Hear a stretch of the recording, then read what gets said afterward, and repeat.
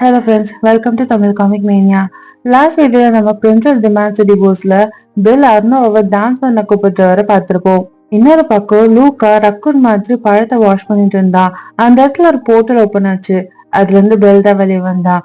லூக்கா பழத்தை சாப்பிட்டுட்டு, நான் தான் உங்களை சீக்கிரம் வர சொல்லியிருக்கேன்ல, இந்த போர்ட்டல் மிட் நைட்ல மூடிடும், கொஞ்சம் விட்டு இருந்தா எல்லாரும் மூடி இருக்கும்னு சொன்னான். பெல் ஃப்ரெஷ்ஷனப் ஆகி, அதே மாதிரி நானும் சொல்லியிருக்கேன்ல, மேஜிக்கால ஆன படத்துல வாஷ் பண்ண வேண்டிய அவசியம் இல்லைன்னு, அது ஆல்ரெடி கிளீனா தான் இருக்கும்னு சொல்ல, எல்லா பொருளும் சாப்பிடறதுக்கு முன்னாடி வாஷ் பண்ணி தான் சாப்பிடணும்னு லூக்கா கத்தி, சரி பெல் எப்படி அந்த பால் போச்சுன்னு பழத்தை அவங்க கிட்ட கொடுத்துட்டே கேட்டான். பெல் அதை வேணான்னு சொல்லி அந்த பால்ல மறுபக்கம் டான்ஸும் குடியுமா இருந்தாங்க. ஆனா கார்டன்ல என்னமோ இந்த உலகத்துல நாங்க மட்டும்தான் இருந்த மாதிரி இருந்தது. அண்ணாவோட பிரசன்ஸ மட்டும்தான் நாங்க ஃபீல் பண்ணேன். சுவாரஸ்யமா இருந்துச்சுன்னு அதை நினைச்சு சிரிச்சுக்கிட்டே பெல் சொன்னா. பார்த்தா இந்த லூக்கா தான் டான்ஸ் கிளாஸ்ல போய் எட்டி பார்த்து அந்த டான்ஸை தான் கண்ட மேனிக்கு பெல்லுக்கு கத்து கொடுத்துருப்பா. லூக்கா அதை நினைச்சு ப்ரௌடா ஃபீல் பண்ண, நான் நினைச்ச மாதிரி நீ நல்லா ஒன்னும் ஆடல, எம்பரஸ் உன்னை விட செம்மையா டான்ஸ் பண்ணாங்க, அவ உன்ன மாதிரி தள்ளாடலன்னு சொன்னது லூக்கா ஷாக் ஆயிட்டான். அவங்க அனாக்கின் வில்லோட வளர்ந்தவங்க, அவருதான் எம்பையர்லயே நல்லா டான்ஸ் பண்றவரு. அனாக்கின் ரொம்ப நல்லா டான்ஸ் பண்ணுவாரு, யாருமே அவரை மறுக்க மாட்டாங்க, அகாடமில கூட அப்படிதானே, அதை பத்தி நீங்க கேள்விப்பட்டது இல்லையா? உங்களுக்கு நான் ஈஸியா தான் ஆட சொல்லி கொடுத்தேன்னு முன்னுமுடுத்துட்டு இருந்தா லோக்கா. அது ஒன்னும் ஈஸியாலாம் இல்ல, பண்ணா இருந்தாலும் அலுப்பா இருந்தது. எதனால நீ என்கிட்ட டான்ஸ் பண்ணா ஹார்ட் வேகமா தெரிக்கும்னு சொல்லவே இல்லைன்னு பெல் கோவப்பட்டான்.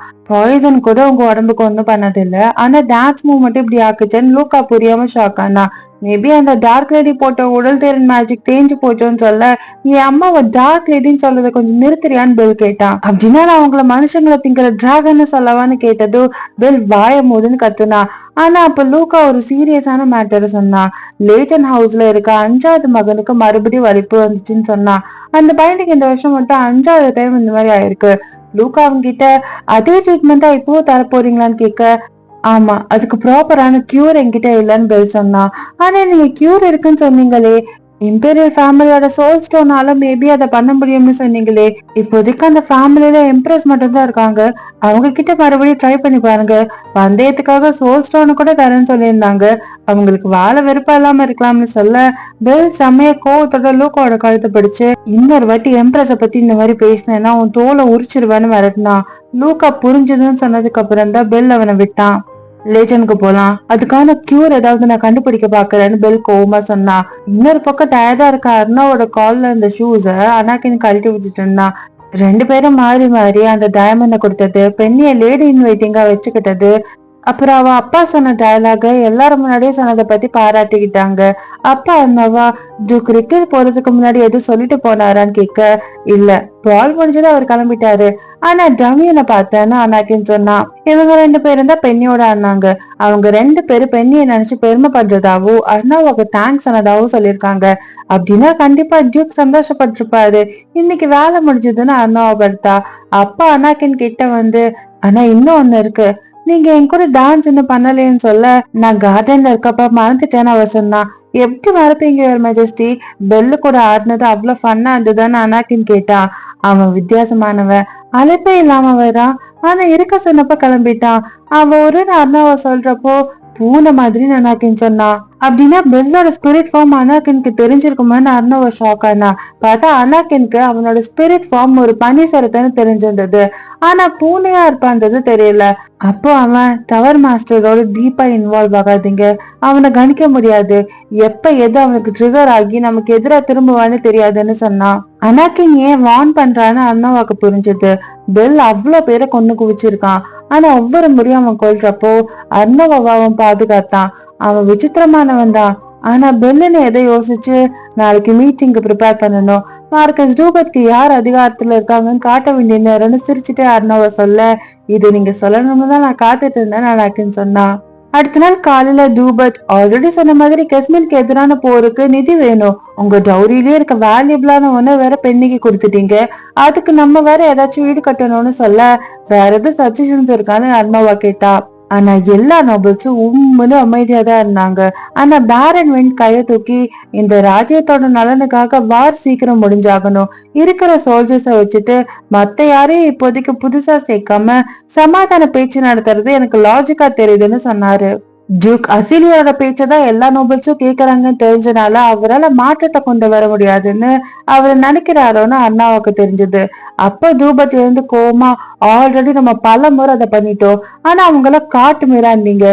இந்த எம்பையர் சோல்ஜர்ஸ்க்கு உதவி செய்ய தயங்குதுன்னு தெரிஞ்சு அவங்க மன உறுதி தளர்ந்து போகும். நம்ம கெஸ்மனை கண்டினியூவா அட்டாக் பண்ணலன்னா கண்டிப்பா அவங்க கேபிட்டலுக்குள்ள நுழைஞ்சிருவாங்கன்னு சொன்னாரு.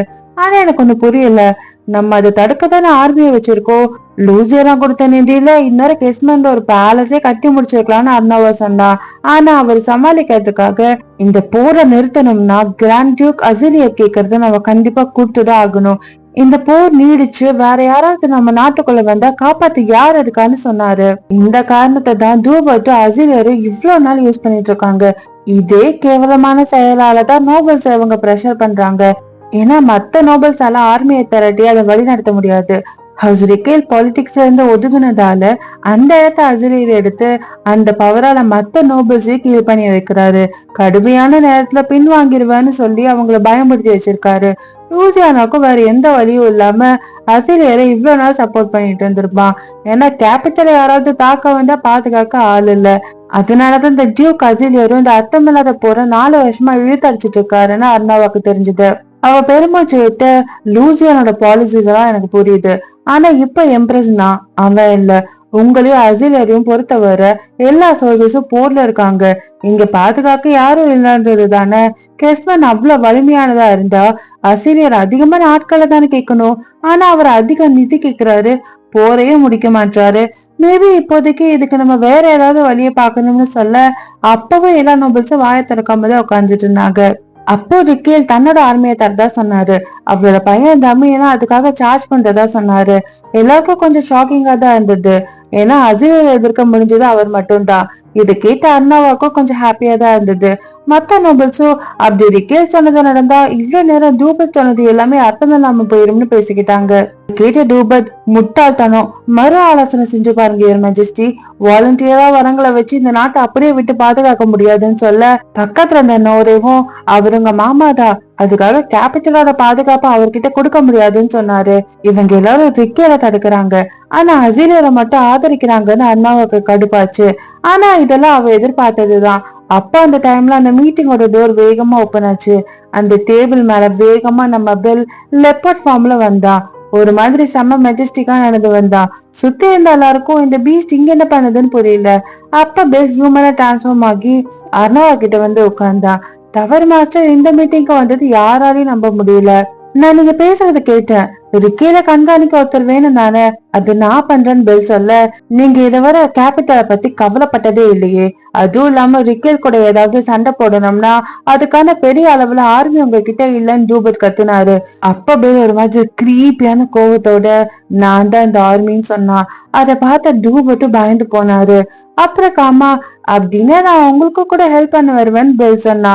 அர்ணாவாவும் அப்படின்னா தூபத் சொன்ன பிரச்சனைக்கு தீர்வு வந்தாச்சு, நான் டியூக் அசிலியர் தட் இஸ் ரோக்ஸேனோட ரெக்வஸ்ட் மறுக்கிற. ஆல்ரெடி அசிலியருக்கு நிறைய வேலை இருக்கிறதால வேற ஒருத்தர கெஸ்மனுக்கு சமாதானம் பேச அனுப்புறேன்னு சொன்னா. பார்த்தா பேரன் வென்ட்டதா அதுக்கு அனுப்பணும்னு முன்னாடியே தீர்மானம் பண்ணியிருக்கா. சோ இது முன்னாடி நடந்தது. அனாக்கின் அர்ணாவுக்கு டீ சர்வ் பண்ணிட்டு இருந்தா. அவர் அனுப்பிச்சா ஒரே மாசத்துல கூட ரிசல்ட் தெரிஞ்சிடும். அங்க போனவங்களை திரும்ப அழைச்சிட்டு வந்தாலே பாதி பிரச்சனை தீர்க்கும். இதுக்கு நமக்கு ரிக்கேல் சாரோட சப்போர்ட்டும் வேணும். ஆனா அவர் 10 வருஷமா பேலஸ்க்கு வராதனால அவரை பத்தி தப்பா பேசணும் ஆள் இருக்கு. அவர் ஒரு துரோகின்னு கூட சொல்ல வாய்ப்பு இருக்குன்னு பேசிட்டு இருக்கப்போ ஏதோ ஒரு சத்தம் கேட்டு 2 பேரும் போய் பார்த்தாங்க. என்னாச்சு பெண்ணின்னு போய் அங்க போய் கேட்டாங்க. அங்க பார்த்தா பெண்ணி பெல் மேல தண்ணி ஊத்தி விட்டுருக்கா. யுவர் மெஜஸ்டி, இந்த பொறுக்கி உங்க பெட்ரூம்ல இருந்தா, உடனே காட்ஸ கூப்பிடுங்கன்னு பெண்ணி சொன்னா. அனாக்கினும் அண்ணாவும் புரியாம முடிச்சாங்க. அனாக்கின் பெண்ணி கிட்ட நல்ல வேலை பண்ணீங்கன்னு சொல்ல பெல் வாய மூடின்னு கடுப்பானா. அர்ணோவா, இந்த பொறுக்கிதான் என்னோட கெஸ்ட்ன்னு சொல்ல பெண்ணி பெல் கிட்ட சாரி சொன்னா. அர்ணவா பெல் கிட்ட ஏதோ சொல்லணும்னு சொன்னா. கொஞ்ச நேரத்துல அர்ணவா அவனுக்கு டவல் கொடுத்து சரி எதுக்காக இங்க வந்தேன்னு கேட்டா. என்னை பார்த்ததுல உனக்கு சந்தோஷம் இல்லையா, நான் பூனையா வந்தப்ப மட்டும் சந்தோஷப்பட்டேன்னு பெல் கேட்டான். அவ சிரிச்சுக்கிட்டே எனக்கு ஹாப்பி தான், நீ ஒருத்ததான் உன் இஷ்டத்துக்கு இந்த பேலஸ்க்கு வந்து போறேன்னு சொன்னா. பெல் அவகிட்ட சரி நீ என்ன பேசணும்னு கேட்க, நீ நாளைக்கு பெர்ஹனோட தலைவனா மீட்டிங் அட்டென்ட் பண்ணணும், ரிக்கேல கண்காணிக்கிறதா சொல்லணும். டியூக் அசிலியருக்கு அப்புறம் ரிக்கேலுக்கு சமமா இருக்கிறது பெர்ஹன் லீடரான நீதான். கண்டிப்பா இது ஆர்டர் இல்ல, வேண்டுகோள் தான். உனக்கு வேண்டாம்னு நான் ஃபோர்ஸ் பண்ணல. வேற யாராவதுன்னு சொல்றப்பவே பெல் கிட்ட வந்து நான் பண்றேன். ஆனா எனக்கு ஒரு ரெக்வெஸ்ட் இருக்கு. வெண்ட் கூட என்னையும் கிறிஸ்மனுக்கு அனுப்பணும்னு பெல் சொன்னா. அர்ணவாக்கு அவன் ஒத்துப்பான்றதே நம்ப முடியல. சரி ஓகே, ஆனா எதுக்காக நீ அங்க போகணும்னு கேட்டா. டீட்டெயிலா சொல்ல முடியாது. நான் ரொம்ப நாள் தேடுறவனுக்கு அங்க பதில் கிடைக்கலான்னு பெல் சொன்னா. சரி, அப்பனா 3 கண்டிஷன் இருக்கு. ஃபர்ஸ்ட், பேரட் வெண்ட் கிட்ட தான் பேச்சுவார்த்தையை விடணும். நீ ஃபாலோ மட்டும்தான் பண்ணணும். செகண்ட், வெண்ட் ஏதாவது ரெக்வஸ்ட் பண்ணா அதை பண்ணணும். தேர்ட் ஒன், நான் உன் தேவை இருக்குன்னு சொன்னா நீ இம்பீரியல் பேலஸ்க்கு உடனே வரணும்னு சிரிச்சுட்டே அர்ணவ சொன்னா. அதை பார்த்த பெல்லுக்கு ஒரே ஹார்ட் பீட். பார்த்து போயிட்டு வான்னு அவ சொல்ல, உடனே எழுந்து எம்ப்ரஸ் சொல்லி வராம எப்படி இருப்பேன்னு பெல் சொல்லி டவர் மாஸ்டர் கிட்ட பார்த்து போயிட்டு வான்னு சொல்றாளேன்னு பிளஷ் ஆனா. மறுபக்கம் வெண்ட்டுக்கு அந்த ரெக்வஸ்ட் ஆச்சரியமா இருந்தாலும் இந்த போற முடிக்க அவர் அதை ஒத்துக்கிட்டாரு. ஜூபர்ட்டும் மத்த நோபல்ஸும் இதுக்காக போய் ப்ரொடெஸ்ட் கொடுத்தாங்க. ஆனா அனாக்கின் அதை லீகலா சரி பண்ணிட்டான். அப்புறம் கொஞ்ச நாள் கழிச்சு அனாக்கின் கிட்ட அர்ணவா ஏதோ கேம் விளையாண்டு வின் பண்ணி காயினை வாங்கியிருப்பா. அர்ணவா அவன் கிட்ட பெண்ணி ஹைசா சிட்டியோட குயின் ஆனதை நோட்டீஸ் பண்ணியான்னு கேட்க, லேட் எம்ப்ரஸ் அனஸ்டியா மாதிரி அவ இன்னும் ரீச் பண்ணல. ஆனா நிறைய யங் நோபல்ஸோட அவ க்ளோஸ் ஆயிட்டா. ஆனா கொஞ்சம் ஓல்டான நோபல்ஸோட க்ளோஸ் ஆக வேற ஒருத்தவங்க இருக்காங்க. அவங்கதான் கவுண்டர்ஸ் ஹெர்மன். 40 வருஷமா அவங்க ஹவுஸ மெயின்டைன் பண்றாங்க. சின்ன வயசுல இருந்தே சோசியலா நல்லா கனெக்ட் ஆகியிருக்காங்க. அது மட்டும் இல்லாம கலையிலயும் என்டர்டைன்மெண்ட்லயும் கை தேர்ந்தவங்க நான் சொன்னா. அப்ப அர்ணவா, ஆனா அவங்க ஜூக் அசிரியரை விட்டு வருவாங்களான்னு கேட்க, நீங்க கிரிக்கெட் கூட அலைன்ஸ் போட்டதையும் ஜூபர்ட்டை சமாளிச்சதையும் பார்த்தே அவங்க கொஞ்சம் ஆர்வமா இருந்தாங்க. ஆனா அவங்களோட நெஃப்யூவை ரொக்ஸேனுக்கு கல்யாணம் பண்ணி தர நினைக்கிறாங்கன்னு சொல்லி அனாக்கின் அவளோட காதுல ஹெர்மன் பத்தின விஷயத்த ஏதோ சொல்ல போனா. ஆனா அந்த இடத்துக்கு கரெக்டா ஹெர்மன் ஏதோ ஒரு பையனோட வந்திருந்தாங்க. அந்த பையன் மார்க்கஸ் பெத்தனல்னும் அவன் அர்ணவா மீட் பண்ணதாவும் கேட்டுக்கிட்டானா. அவனும் தன்னை இன்ட்ரடியூஸ் பண்ணிக்கிட்டான். இவ்வளவு மீட் பண்றதுக்காகவே அவனோட டொமைனை விட்டு இங்க வந்திருக்கான். இந்த மார்க்கஸ் கிட்ட தான் இந்த ராஜ்யத்தோட வளமான நிலம் நிறைய இருக்கு. அதுவும் இல்லாம நல்ல பணக்காரனும் கூட. அஜய் இங்க இல்லாதப்போ அர்ணவா இவனோட ஃப்ரெண்ட்ஸ் ஆகணும்னு ஆல்ரெடி நினைச்சு வச்சிருந்தா. ஆனா இப்ப எதுக்காக இங்க வந்திருக்கான்னு இவ யோசிச்சா. இந்த மாதிரி பணக்கார நோபல்ஸ் எல்லாம் கொஞ்சம் ஆணவமானவங்க. ஆனா இவனை பார்த்தா அப்படி தெரியலேன்னு அர்ணவா நினைச்சா. பெத்தனேல் அவனோட மேனருக்கு அர்ணவாவை இன்வைட் பண்ணா. அனாக்கின்க்கும் அர்ணவாவுக்கும் சர்ப்ரைசிங்கா இருந்தது. எதுக்காகன்னு தெரியலனாலும் இது ஒரு சான்ஸா இருக்கும்னு அவ வரத ஒத்துக்கிட்டா. அவனும் ஹாப்பியா அவங்க வருகைக்காக வெயிட் பண்றேன்னு அங்க இருந்து கிளம்புனா. ஆனா இந்த பெத்தனேல் இவ்வளவு ஃப்ரெண்ட்லியா இல்ல. அவன் அவனோட பெரிய மேனர்ல தனியா இருப்பவன். எல்லாரும் ரொம்ப கடுமையான ஆளுன்னு கூட சொல்லுவாங்க. ஒருவேளை அவரோட மனசுல காதல் வந்தனால இப்படி சாஃப்டா இருக்கானோன்னு என்னமோன்னு அர்ணவாவை பார்த்து அனாக்கின்னு சொன்னா. அர்ணவா கொஞ்ச நாள்ல பெத்தோட மேனருக்கு வந்து சேர்ந்தா. நம்ம இனிமே ஷார்ட்டா பெத்துனே கூப்பிடுவோம். இவ்வளவு பெரிய மேனர் தன்னோட காதலிக்காகவன்னு அர்ணவா கேட்டா. அனாக்கின்னு ஆமான்னு சொன்னா. ஒரு காவனருக்கும் ஒரு மார்க்கஸ்க்கும் இதுல காதலான்னு அர்ணவா நினைச்சா. பியர்டுன்ற ஒரு இடம் எம்பையரோட அடிமையா இருந்தது. சின்ன கண்ட்ரியா இருந்தாலும் நிறைய மக்கள் இருந்தாங்க. பொய்யான ரூமர்ஸால அந்த மக்களால எம்பையர்ல இணைய முடியல. அந்த மக்கள் எல்லாம் ஏதோ ஒரு வித்தியாசமான கடவுளை கும்பிடுறதா சொல்லப்படுது. ஆனா அது ரூமர்ஸ் தான். அவங்களால சாபம் கூட போட முடியுமா? அவங்க கூட ஸ்விம் பண்ணா போறவங்கள தண்ணிக்குள்ள இழுத்து சாகடிப்பாங்களாமா. ஆனா இதெல்லாம் பொய். அவங்களோட பேல் ஸ்கின்னாலையும் ப்ளூ கலர் ஹேர்னாலையும் சொல்றாங்க. அவங்க எல்லாரும் கடலோரத்துல வாழ்றதால மீத இருக்க மக்களால அவங்கள ஏத்துக்க முடியல. இந்த ரூமர்ஸ் எல்லாம் ஜூபர்ட் ஆசிரியருக்காக பரப்புனதா நம்பப்படுது. இதெல்லாம் அண்ணாவை யோசிச்சுட்டு இருக்கப்போ பெத் அவளை வேகமா ஓடி வந்து மீட் பண்ணா. அவன் தன்னோட மேனர் ஒரு அடக்கமானதா இருந்ததுன்னு சொன்னாலும் அங்கிருந்த லக்ஸூரியஸான பொருளை பார்த்தா அர்ணாவாக அப்படி தெரியல. ஆனா பெத் ஆர்வமா அர்ணவாக்கு எல்லாமே ஸ்பெஷலா பண்ணா. அவங்க சாப்பிட்டு இருக்கப்போ, நான் இன்னொருத்தரை நம்மளோட ஜாயின் பண்ண சொல்லிக்கவான்னு பெத் கேட்டான். அர்ணவா ஓகே சொன்னதும் அங்க ஒரு ப்ளூ கலர் ஹேர் வச்ச பொண்ணு வந்தா. அவதான் பெத்தோட காதலி வயலேட்டா. பெண்ணியோட பாலை பார்த்து அவன் வியந்து போனதாவும் தன்னோட காதலியை சந்தோஷப்படுத்துறதுக்காக பெண்ணிக்கு பண்ண மாதிரி அவனோட காதலிக்கு ஒரு கிளாமரஸான பால் நடத்தணும்னு சொன்னான். ஆனா அர்ணவா, முன்னாடி நோபல்ஸ் எல்லாம் காசு கொடுத்து இம்பீரியல் பேலஸ்ல பால் நடத்தினாங்க. ஆனா பெண்ணி என்னோட குடும்பத்தை சேர்ந்தவ, அதனால நடத்தின.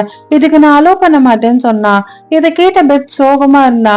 பக்கத்து இருந்த வயலட்டா, அவங்க சொல்றத கேளுங்க, உங்களை சந்திச்சது எனக்கு ரொம்ப சந்தோஷம், இதெல்லாம் நீங்க பண்ண வேணாம்னு சொன்னா. அப்ப பெத் அவரோட கைய பிடிச்சு, யுவர் மெஜஸ்டி, எங்களோட கதையை கேளுங்க, அதுக்கப்புறம் பண்ணலாமா வேண்டாமான்றது நீங்களே டிசைட் பண்ணுங்கன்னு சொல்ல அர்ணவாவா அவங்களோட கதையை கேட்க ஒத்துக்கிட்டா. அவன் சொல்ல ஆரம்பிச்சான். 5 வருஷத்துக்கு முன்னாடி பிஎடல் நாடு அடிமையானதுன்னு உங்களுக்கு நல்லா தெரியும். அதுக்கப்புறம் எல்லாரும் இடம்பெயர்ந்து போனாங்க. நான் தங்கி ரிசர்ச் பண்றதுக்காக கடலோரத்துல இருக்க வில்லால இருந்தேன். அப்படி ஒரு நாள்ல கடல் காத்தை என்ஜாய் பண்ணிட்டு இருந்தேன். அந்த டைம்ல யாரோ ஒருத்தவங்க பின்னாடி தீ வச்சு தப்பிச்சுட்டாங்க. ஆனா அந்த டைம்ல பயணத்துக்கு ஹெல்ப் பண்ண அந்த வயலட்டை தான் அந்த தீல இருந்து காப்பாத்தி என்னை கடல்ல இருந்து 1 மணி நேரம் படிச்சு ஸ்விம் பண்ணி கரைக்கு கொண்டு வந்தா. என்னை காப்பாத்தின அவன் மேல எனக்கு காதல் வந்தது. என் நல்ல நேரம் அவளும் என்னை ஏத்துக்கிட்டா. ஆனா பிரச்சனை அங்கதான் ஆரம்பிச்சது. இந்த ஹவுஸ் எடுத்துக்க டெவியோட வாரிசான கடல் கண்ணி என்னை மயக்கிட்டான்னு ஒரு பொருளை கிளம்பிச்சுன்னு பெத் சொன்னா. அண்ணாவா ஷாக் ஆகி இன்னுமா அந்த மாதிரி முட்டாள்தனமான கதையெல்லாம் நம்புறாங்கன்னு கேட்டா. ஆனாக்கினும் கடல் கண்ணிங்களோட கழுத்துல சாத்தானோட முத்திரை பதிஞ்சிருக்கும். அதுவும் இல்லாம நிறைய பேர் வயலட்டா பெத்த தண்ணீர் எடுத்துட்டு போறது பாத்திருக்காங்க. அதனால நோபல்ஸ் கூட இதெல்லாம் நம்புறாங்கன்னு சொல்ல பெத் கோல்டா இதுக்கெல்லாம் ஒரு அடிமைதான் காரணம். அவனோட பொண்ணை கட்டி கொடுக்க நினைச்சான். அதனாலதான் இந்த வதந்தியை பரப்பி விட்டுட்டான். அவன் இறந்து போனாலும் அந்த வதந்தி பரவிட்டு இருக்கு. வயலட்டாவோட உடம்புல தீக்காயம் இருக்கு. ஆனா அந்த வதந்திக்கு என்ன ஊத்தக்கூடாதுன்னு அந்த மறைச்சு வச்சிருக்கோன்னு சொல்லி வயலட்டோட கழுத்துல அந்த தீக்காயத்தை காட்டினா. இந்த காய பெத்த காப்பாத்தினப்போ ஏற்பட்டதுதான். அர்ணவாக்கு இந்த ரூமர்ஸ கம்மி பண்ணி வயலட்டாவை உயர்த்தி காட்டுறதுக்காக தான் அவன் பால் நடத்த கேக்குறான்னு தெரிஞ்சது. அவனும் ஆமான்னு சொன்னான். பெண்ணியோட பால் எல்லாரும் ஏற்றதால வயலட்டாவையும் ஹை சொசைட்டில அப்படி காட்டி மத்தவங்க முன்னாடி அந்த ரூமர்ஸ் எல்லாம் போயின்னு காட்ட பெத் நினைக்கிறான். ஆனா அர்ணவா பேலஸ்ல பால் நடத்துறது பிரச்சனை இருக்காது, பெட்டரான சொல்யூஷன் இருக்கப்போ ராஜ்யத்தோட ட்ரெடிஷனையும் ரூல்ஸையும் உடைக்க வேண்டிய அவசியம் இல்லைன்னு சொன்னான். பார்த்தா இன்னொரு பக்கம் ஒருத்தர் ரிக் சரியா வேலை செய்யலன்னு சொல்லி கண்ட மெனிக்க திட்டி அவனை வேலை விட்டு அனுப்பிட்டாரு.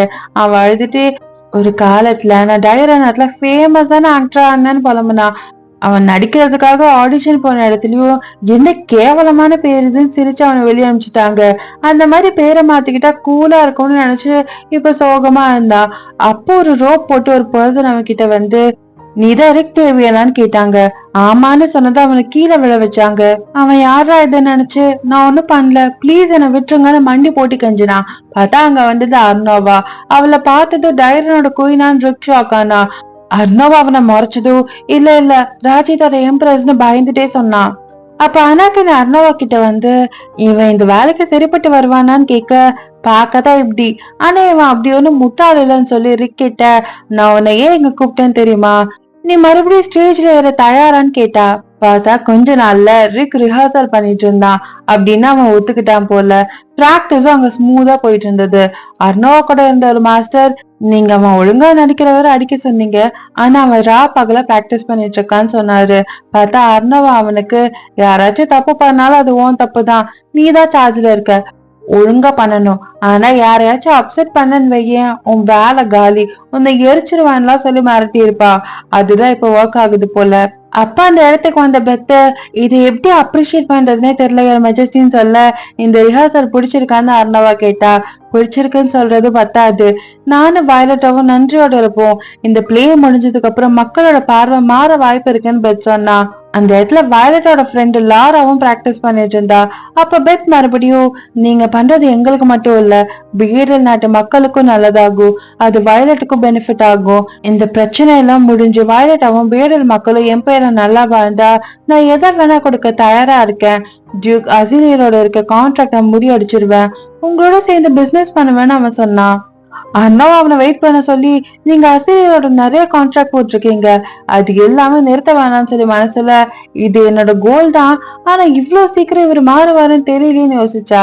அப்ப பெஸ் தெரிச்சுக்கிட்டே யுவர் மெஜஸ்டி நான் ஒரு சாதாரண ஆள், நான் சொன்ன மாதிரி வயலட்டாக்காக நான் எதை வேணா கொடுப்பேன், நான் எவ்வளவு வேணும்னாலும் வயலட்டாக்காக சஃபர் ஆக ரெடியா இருக்கேன், ஓப்பனிங் நைட்காக வெயிட் பண்றேன்னு சொன்னான்.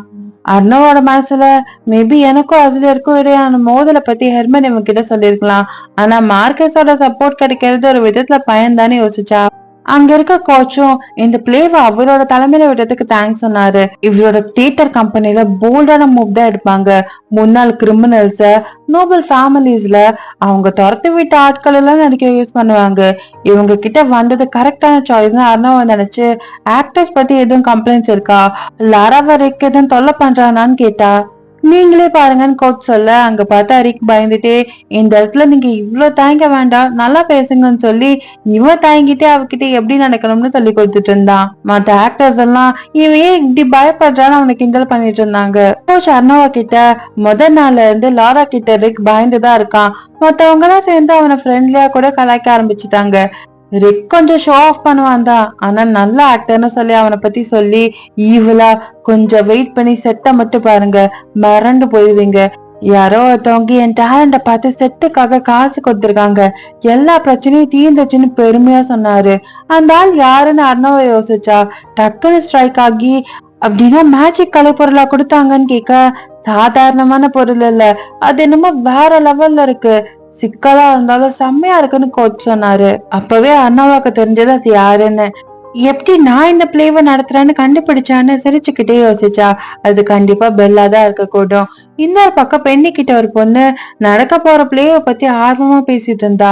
அப்ப கூட இருந்த பையன் அவன் அண்ணனா என்னன்னு தெரியல, எப்படி கதையை சொல்லாம போய் பாக்குறது, இதெல்லாம் காமனஸ்கா இருக்கும்னு சொல்ல, அதை எப்படி சொல்ற, பாக்காமலே எப்படி முடிவு பண்ணுவ, அதுவும் ஒரு மெஜஸ்டி பண்றது, அவங்க வந்ததுல இருந்து எவ்வளவு பண்ணிட்டாங்கன்னு பார்த்தல, அதுவும் அவங்க கூட இருக்கிறது அந்த ஆலோசகர் எவ்வளவு ஹேண்ட்ஸமா இருக்காங்கன்னு பேசிட்டு இருந்தாங்க. அங்க இருந்த அண்ணவா இதெல்லாம் கேட்டு சிரிச்சிட்டு இருந்தா.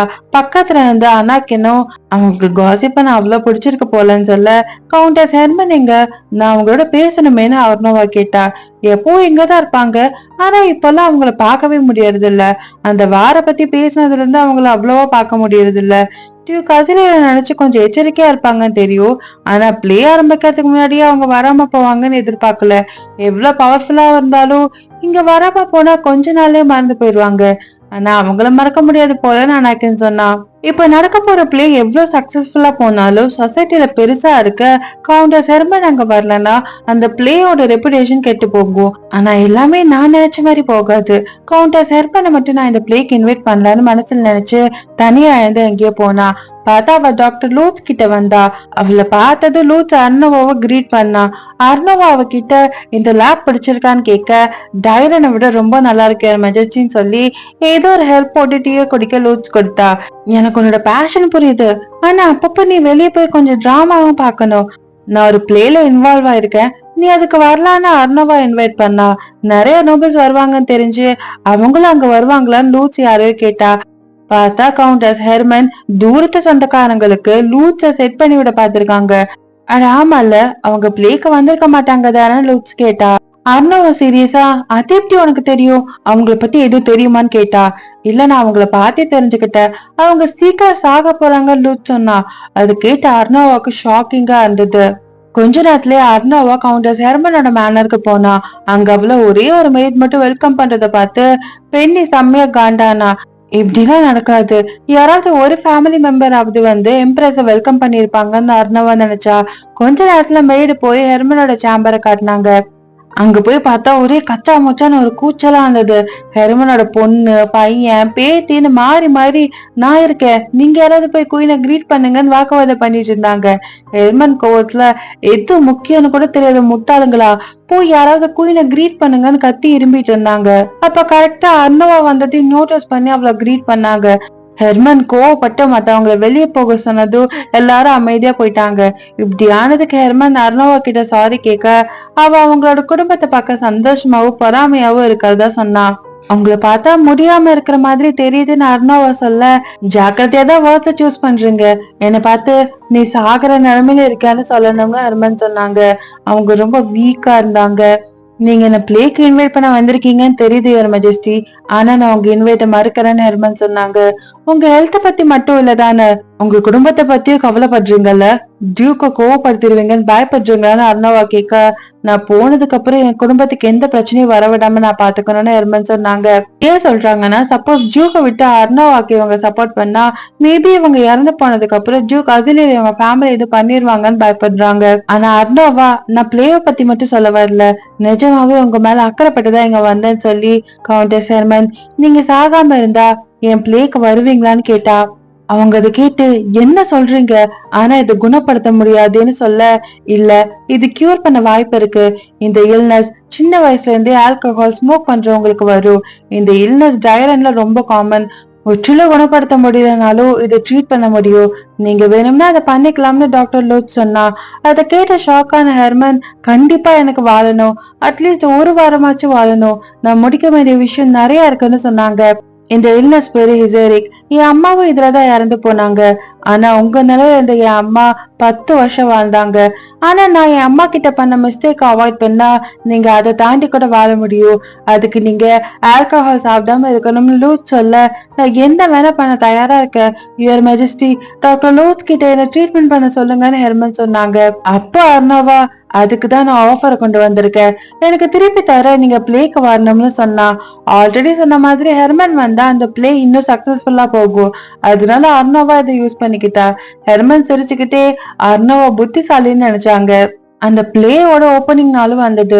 அங்க சில யங் நோபல்ஸ் அந்த பியர்டல் நாட்டை பத்தியும், பெட் கூட இருக்கிறது ஒரு மெர்மைடு, அது ஹியூமனா டிரான்ஸ்ஃபார்ம் ஆயிருக்கு, அதை இன்னொரு கூப்பிட்டு சுத்திட்டு இருக்காரு.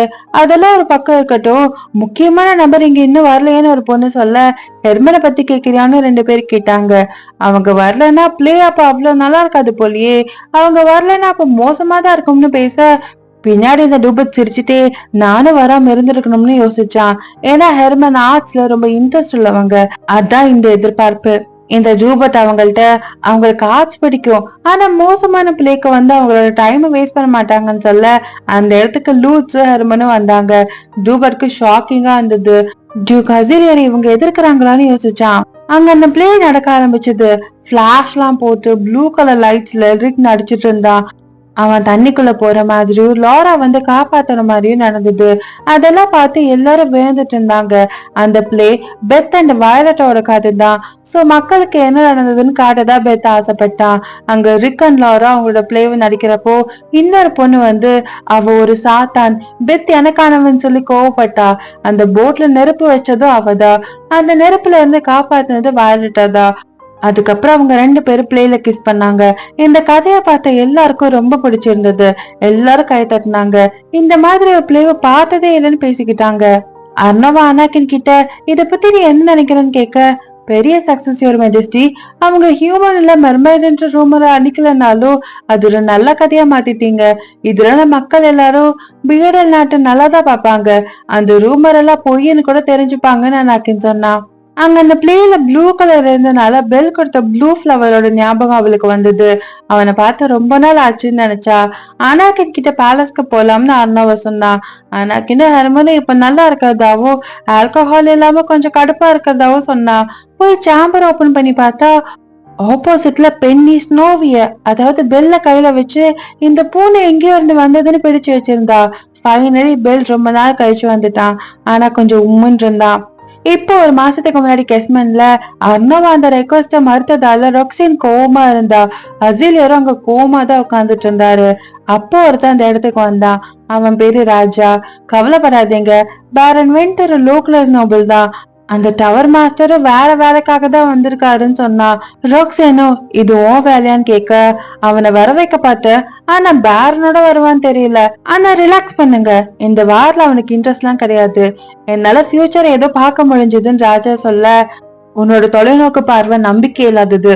என்னதான் அந்த மேஜிக் பவர் இருந்தாலும் யூஸ்லெஸ் தான். பாய்சனை மட்டும் தயார் பண்ணு, அதுதான் உனக்கு ஏத்த வேலை ராஜான்னு அவனை இடிச்சிட்டு ரூமை விட்டு ரொக்ஸின் வெளியே போனா.